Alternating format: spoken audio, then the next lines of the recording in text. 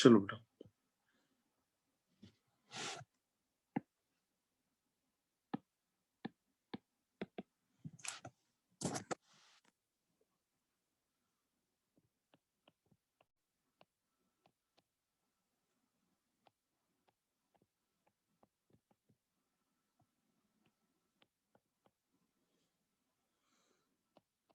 सबसे पहले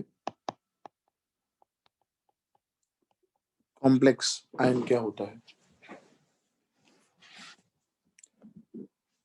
N aggregate of metal ion with anion, cation or neutral molecule is called complex ion.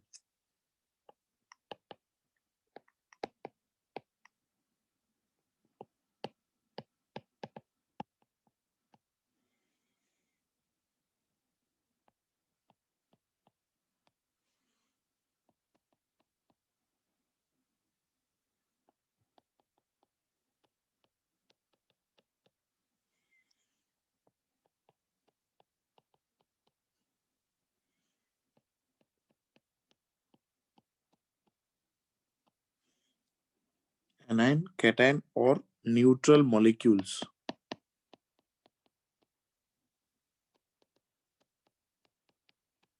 is called as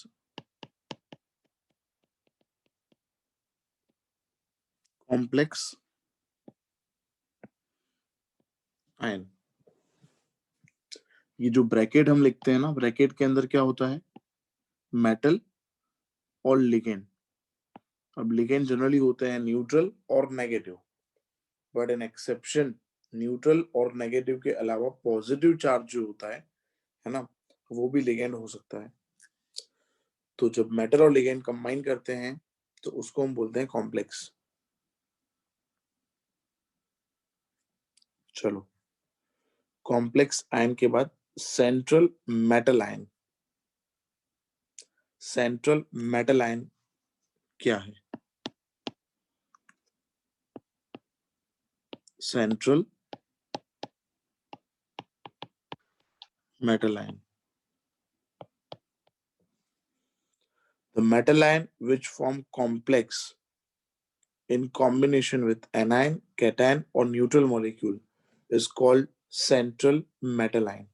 ठीक है, ये definition में लिख नहीं रहा, लेक्चर वैसे रिकॉर्ड हो रहा है तो डोंट वरी. अगर आपको लिखना है तो अभी मैं आपको लिंक भेजूंगा. एज यू नो, लिंक हम अपलोड करते हैं यूट्यूब चैनल पे. तो अगेन मैं रिपीट करता हूँ, तो बाद में आप लोग लिख लेना. सेंट्रल मेटल आयन का डेफिनेशन क्या है? The metal ion which forms complex ion in combination with anion, cation or neutral molecules is called as as central metal ion. Fine. चलिए दोस्तों, सेंट्रल मेटल आयन जो है act as an electron pair acceptor.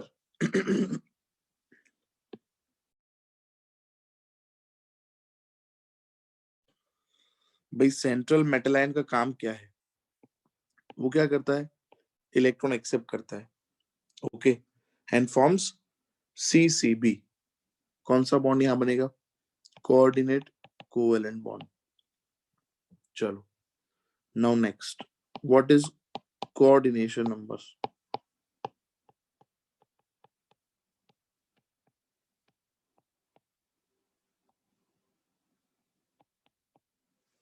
Coordination number. तो coordination number क्या है? Coordination number का मतलब है total number of coordinate covalent bond formed by central metal ion with ligand.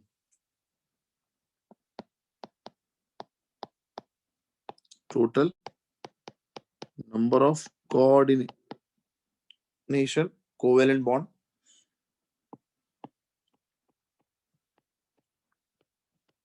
formed by central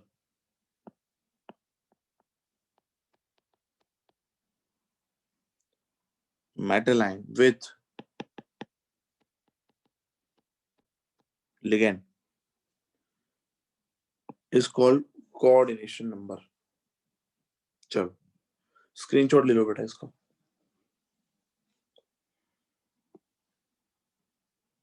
done. Done sir.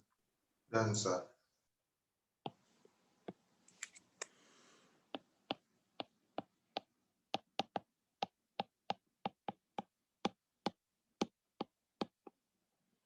Coordination sphere or entity.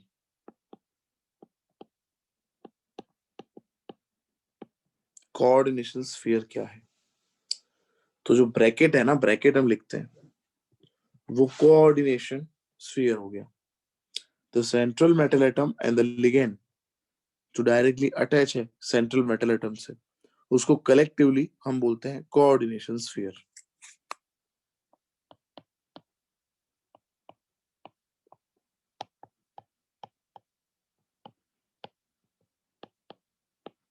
The central metal atom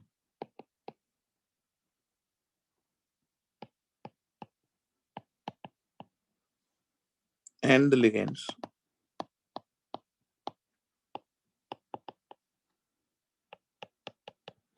directly attached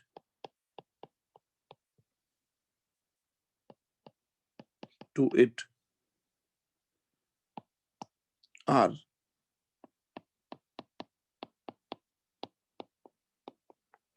collectively termed as the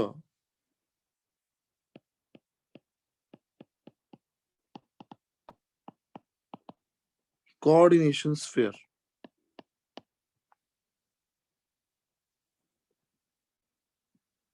Okay, coordination sphere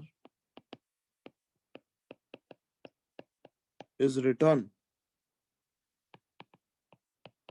inside square bracket.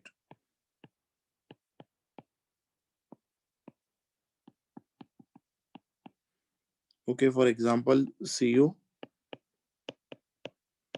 and H36, ये पूरा bracket जो है इसको हम बोलते हैं coordination sphere. ठीक है, चलो. और उसके बाहर जो होता है उसको हम क्या बोलते हैं दोस्तों? इसके बाहर जो नेगेटिव या पॉजिटिव आयन होता है ब्रैकेट के बाहर, उसको हम क्या बोलते हैं? उसको हम बोलते हैं ionization sphere. The part outside the bracket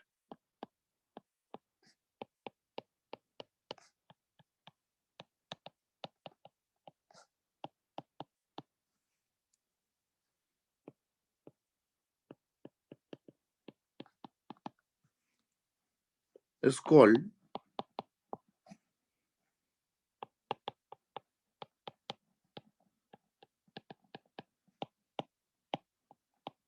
ionisation sphere. और जो आयंस है ना, पॉजिटिव या नेगेटिव, जो बाहर होते हैं ब्रैकेट के बाहर, and the ions are known as counter ions. जो बाहर आयन होते हैं उसको हम काउंटर आयन बोलते हैं. ठीक है, चलो.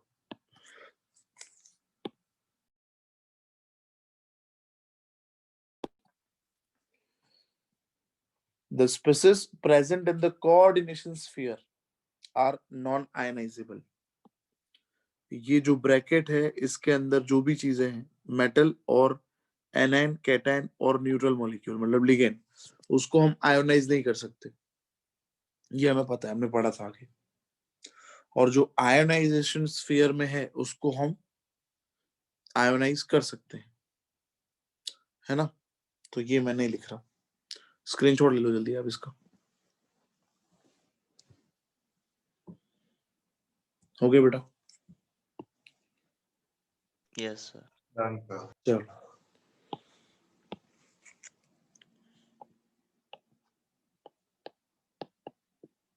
CuNH3,4SO4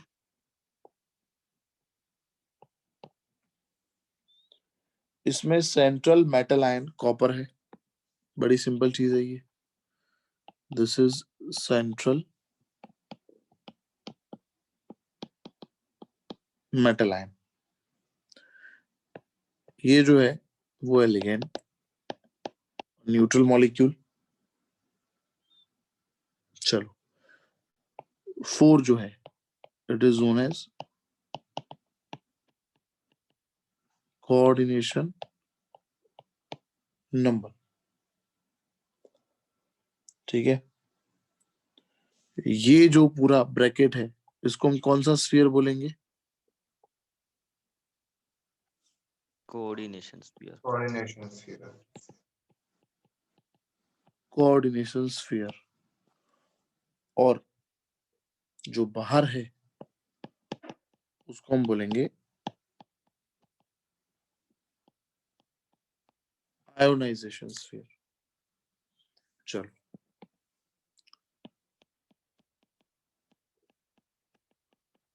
then oxidation state.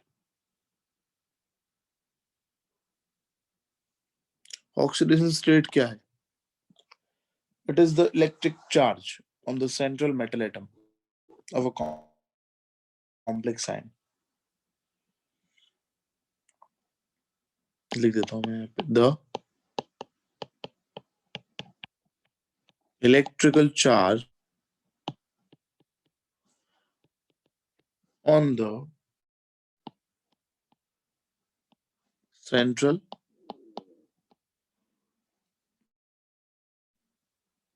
atom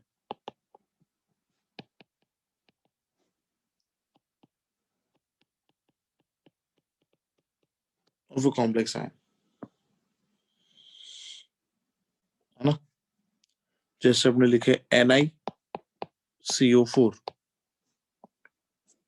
now CO is neutral ligand, so यहाँ पे Ni जो है उसके लिए उसका ऑक्सीडेशन नंबर 0 होगा।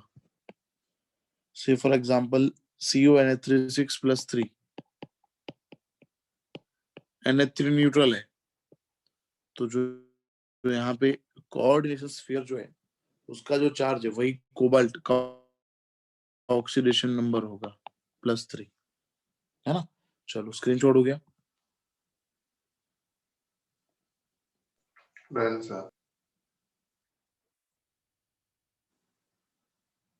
चलो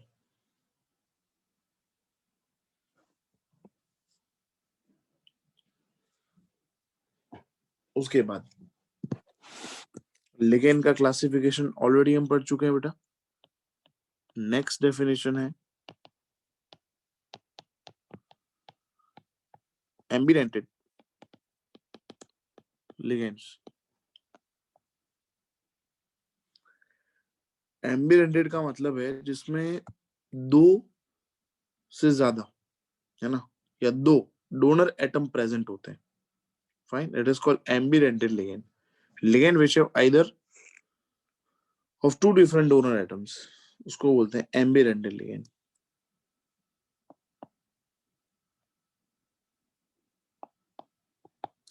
टू डिफरेंट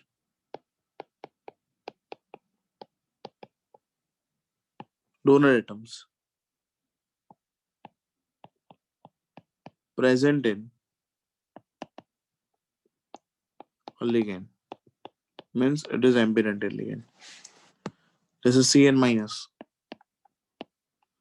और Nc माइनस, यहाँ पे हम डायरेक्ट मेटल के साथ कार्बन को भी कनेक्ट कर सकते हैं और नाइट्रोजन को कनेक्ट कर सकते हैं।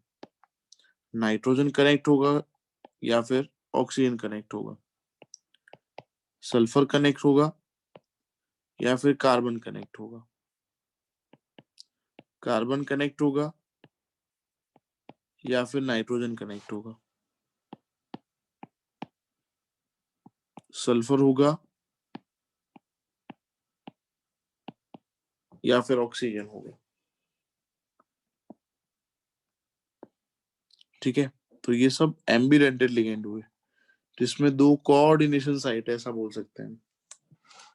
ठीक है, चलो फ्लेक्सीडेंटेड लिगेंड। उसके बाद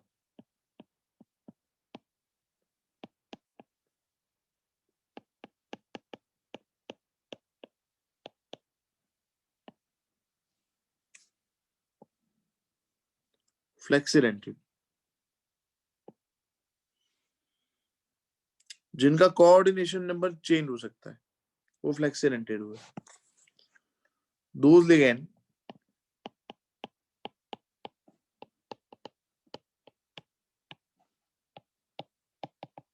which change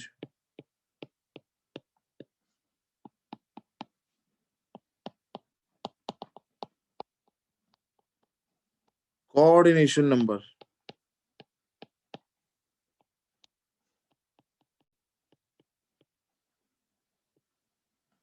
are known as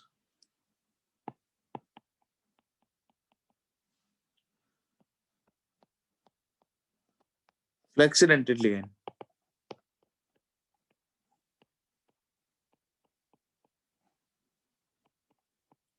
सबसे बढ़िया ये है एरिटी है। इथिलीन डायमाइन ट्राई एसीटेटो भी लिखा था हमने और टेट्रा एसीटेटो भी लिखा था, याद करो आप, है ना। चलो स्क्रीनशॉट ले लो।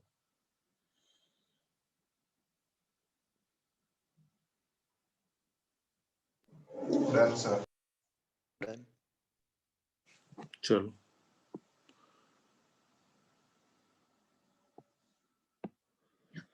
अब हमने किलेट जो है उसका डेफिनेशन भी पढ़ा था।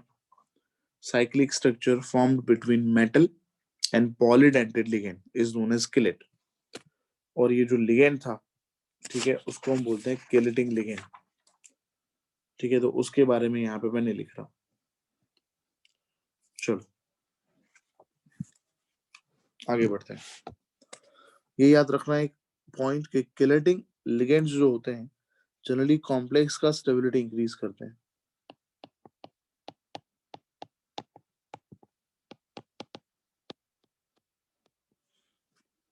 Chelating ligands increases stability of complexes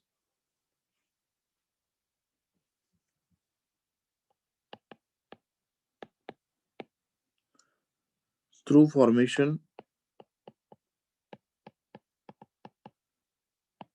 of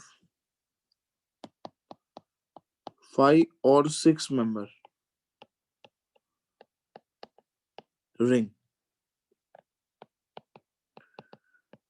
and this effect is called chelating effect.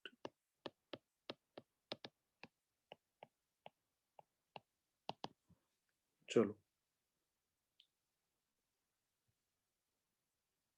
ये बात हो गई। अब कोऑर्डिनेशन पॉलीहेड्रल क्या है? नेक्स्ट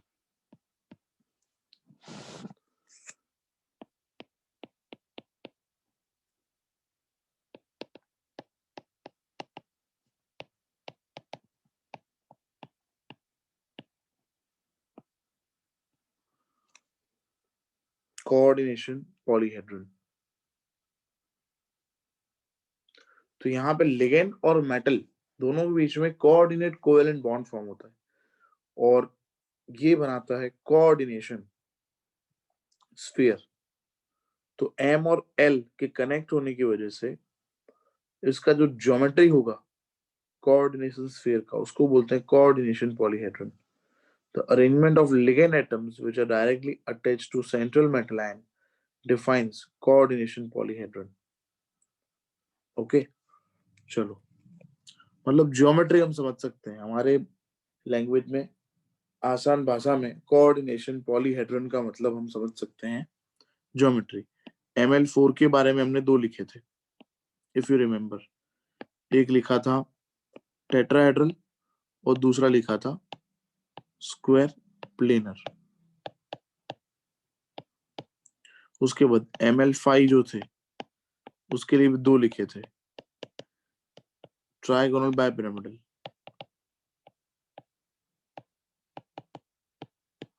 और दूसरा था स्क्वायर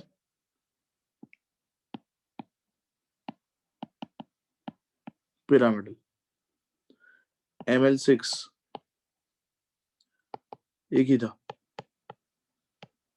ऑक्टोहेड्रल, तो ये होगा कोऑर्डिनेशन पॉलीहेड्रल। उसके बाद homoleptic and heteroleptic complexes.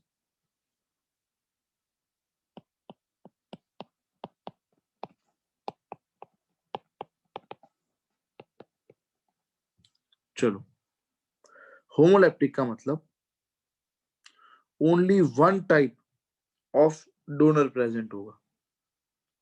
Okay, मतलब हम अगर सिंपल लैंग्वेज में बोले तो लिगेंड जो होगा ना, पूरे कॉम्प्लेक्स में लिगेंड एक ही होगा, एक ही टाइप का लिगेंड होगा। Okay, one kind of donor group, तो उसको बोलते हैं होमोलेप्टिक। ठीक है, होमोटेप्टिक का मतलब लिख देता हूं मैं यहाँ पे, only one kind of donor. जैसे कि हम लिख रहे हैं CONH36 +3, लिगेंड टोटल 6 है और सब NH3 है। ऐसा नहीं है कि 6 है तो 4 और 2, 4 अलग हैं 2 अलग है, ऐसा नहीं। ये Ml6 कॉम्प्लेक्स हुआ है ना, तो यहाँ पे ऐसा नहीं है कि A3 है और B3 है, ऐसा नहीं है। यहाँ पे टोटल जो है टाइप ऑफ लिगेंड NH3 है ना, वो सेम NH3 6 टाइम्स है, तो होमोलेप्टिक हुआ। चलो, अगर ऐसा होता CO NH3 जो है वो 4 हो गए, Cl 2 हो गए, तो टोटल लिगेंड तो 6 ही है। देखो आ रहे समझ में, टोटल 4 + 2 6 है, बट टाइप चेंज हो गया ना, वन काइंड ऑफ डोनर नहीं है अब। देखा आपने, यहाँ पे नाइट्रोजन भी डोनेट कर रहा है अमोनिया से और क्लोरीन भी डोनेट कर रहा है, तो इसको हम बोलेंगे हेट्रोलेप्टिक कॉम्प्लेक्स।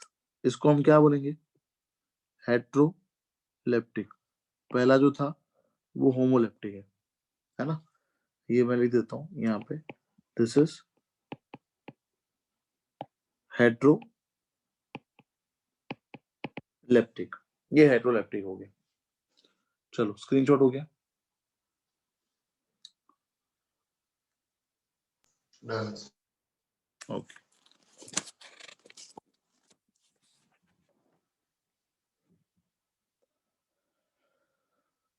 चलो दोस्तों, तो ये बात हो गई, वर्नर्स थ्योरी देख लिया हमने, क्लासिफिकेशन ऑफ लिगेंड हो गया, और बहुत सारे डेफिनेशन भी हो गए, लिगेंड का नोमेनक्लेचर भी हो गया। मैंने आपको लिगेंड का नोमेनक्लेचर शेयर भी कर दिया था।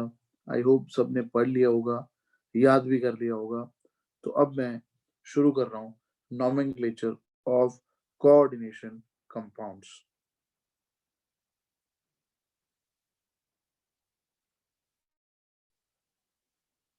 कैसे नेमिंग करना है मोनोन्यूक्लियर कोऑर्डिनेशन कंपाउंड्स का।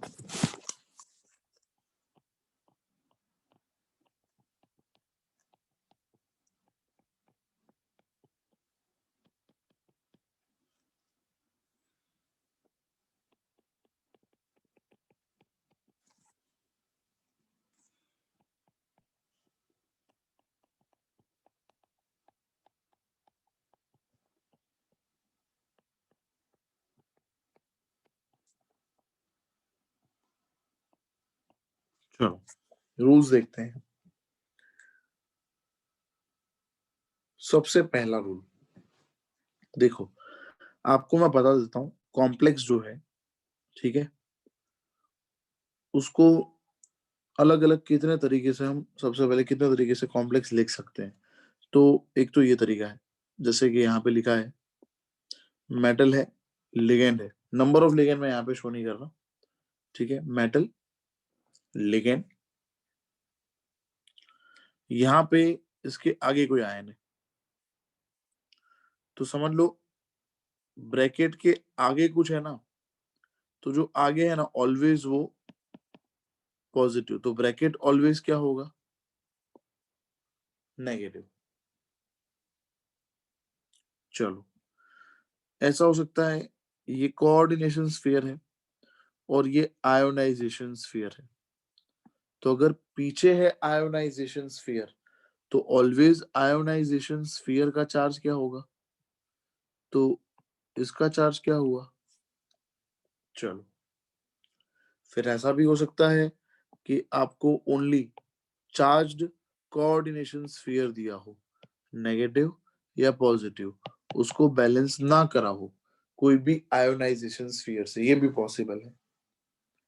ये भी पॉसिबल है कि कोऑर्डिनेशन स्फीयर जो है वो न्यूट्रल हो, मतलब उसके ऊपर कोई चार्ज ही ना हो, है ना, तो हम जीरो समझ लेंगे। चलो, तो ये सब बात हो गई mono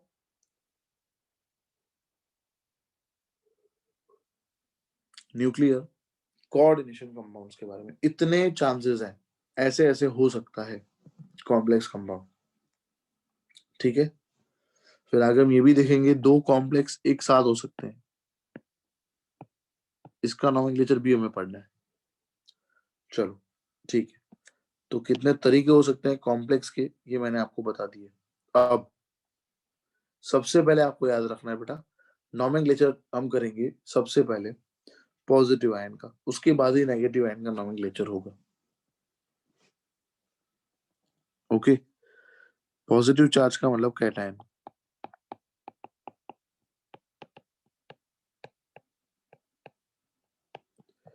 cation is named first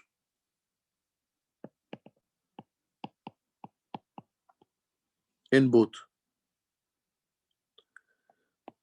positive and negatively charged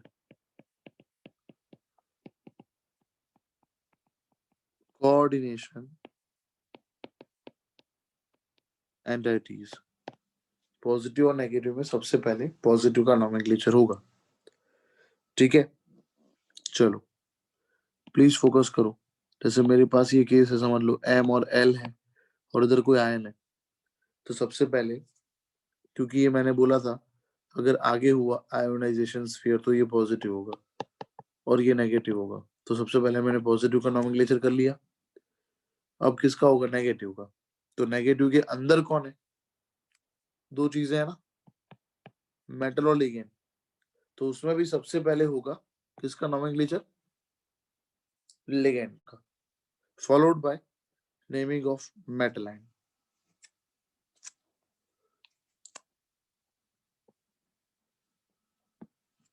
चलो,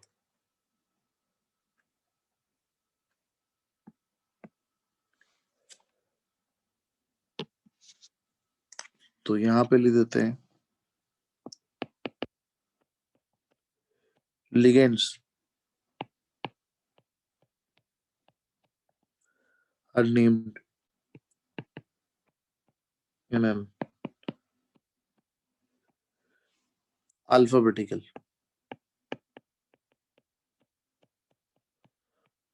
order before the name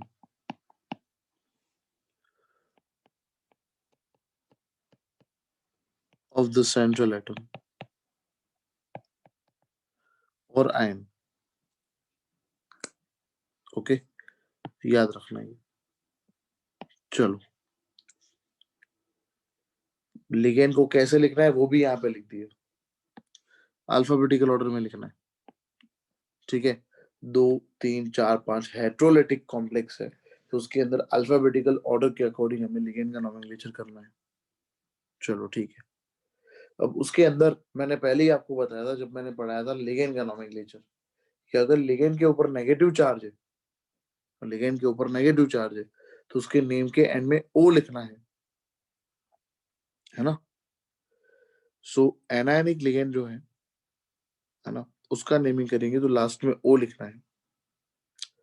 neutral के नॉमेनक्लेचर कुछ अलग ही है, वो तो हमें पता है।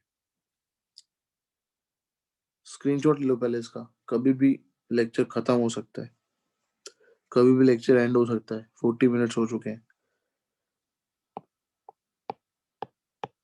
names of anionic ligands and in O.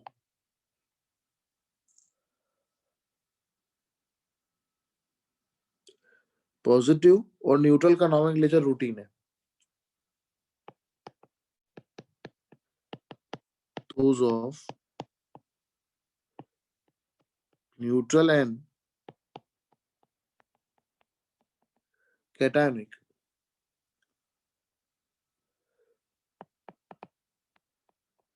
ligands are the same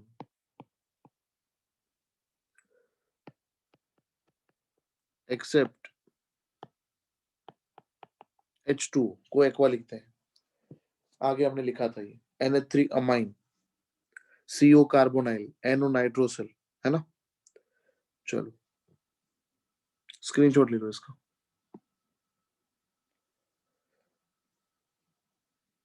done sir. Done.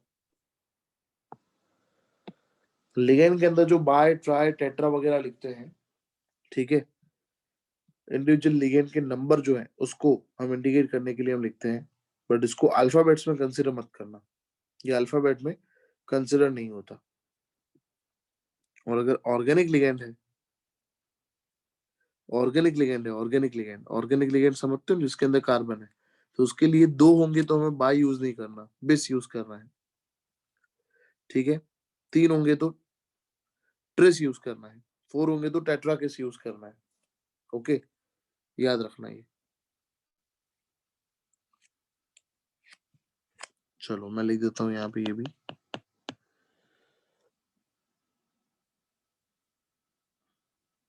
prefixes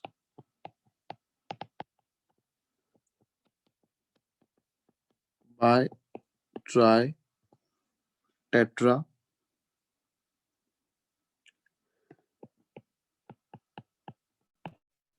are used to indicate number of